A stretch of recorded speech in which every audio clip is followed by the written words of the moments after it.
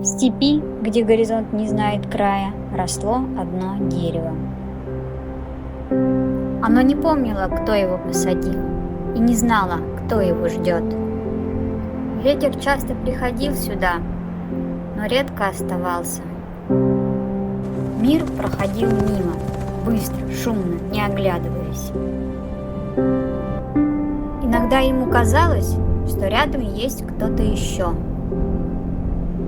Оно училось смотреть, даже тогда, когда смотреть было не на что. Иногда на его плечо садилось чье-то маленькое сердце. И тогда оно понимало, не все, что приходит, остается.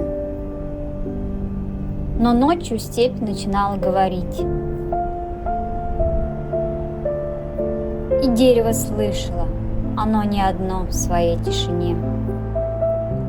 Есть те, кто стоит рядом, даже если их не видно днем.